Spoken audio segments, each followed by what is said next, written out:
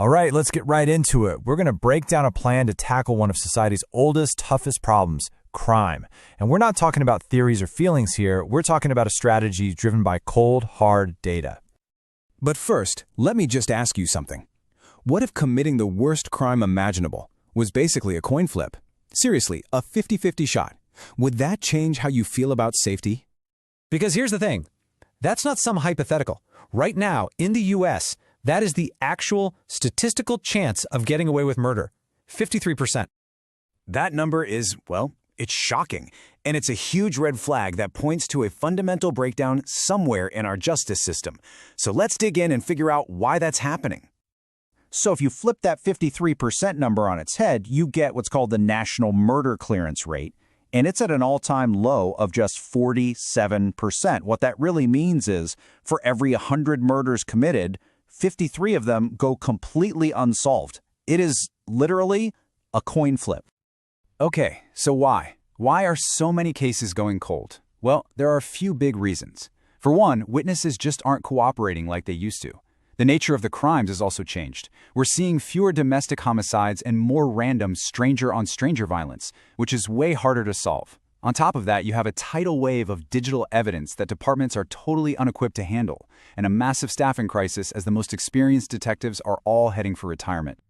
You see, this isn't just a problem you can solve with a spreadsheet or a better evidence locker. At its core, it's a people problem. Right now, law enforcement is facing a massive crisis in both staffing and culture, and it's crippling them from the inside out. I mean, just think about the cultural whiplash. We went from an era where cops were the undisputed heroes in movies and on every TV show, to today where the slogan is defund the police, and those same cop shows are getting canceled.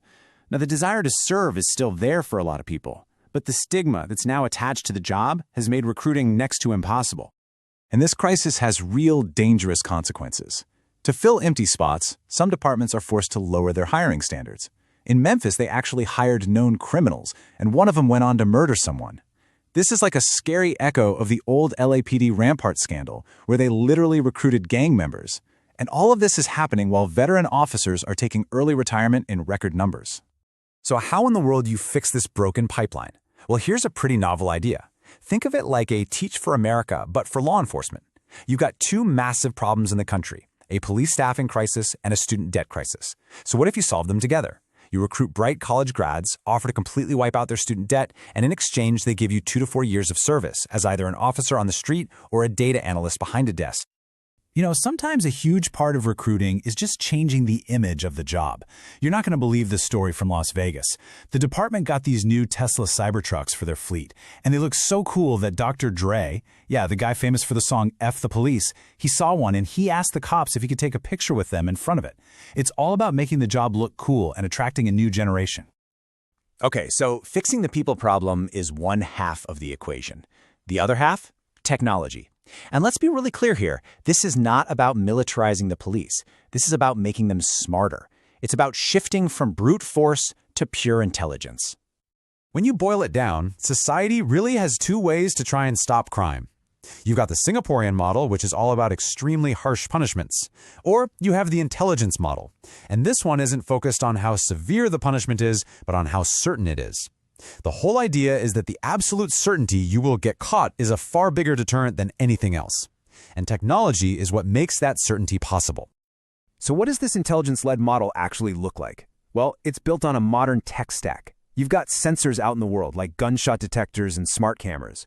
All that data flows into an AI layer that acts like the brain of the operation, making sense of everything. Then you have drones that can give you real-time eyes on a situation. And here's the crucial part. Accountability and transparency tools are baked right into the system from the start. And what's the number one result of all this tech? It's simple: safety. For everybody involved. Just think about it. When police officers can respond to a call with full information, knowing exactly who the suspect is, where they are, if they have a weapon, the whole encounter just de-escalates. It becomes dramatically safer for the officers and for the suspect. And listen, this isn't just some theory on a whiteboard. This is real.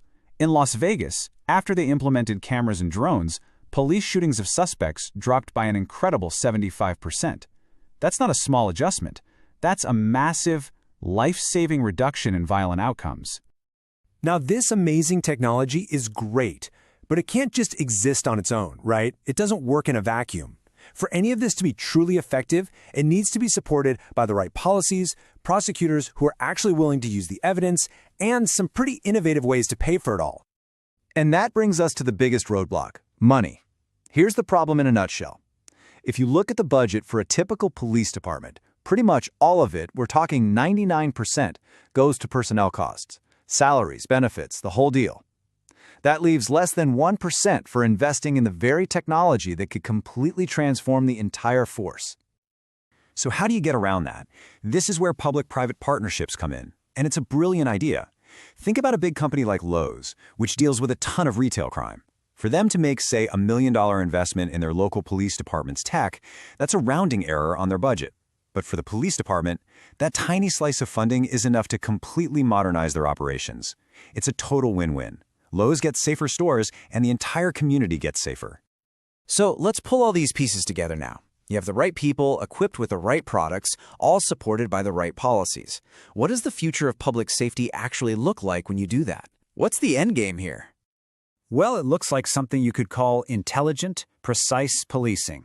Picture this scenario. A shooter walks into a mall. An AI-powered camera instantly identifies the threat.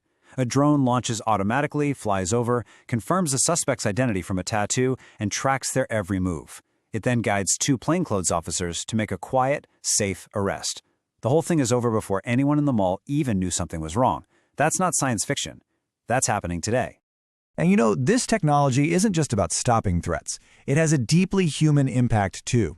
In just a single year, this system helped find and safely return over 450 missing children. 450 families made whole again because of this tech. So look, the technology is here. The strategies are being proven out in cities right now. It really seems like, for the first time, we actually have the tools to engineer a solution to crime. So that leaves us with one final big question we all have to think about. If we can do this, what's stopping us?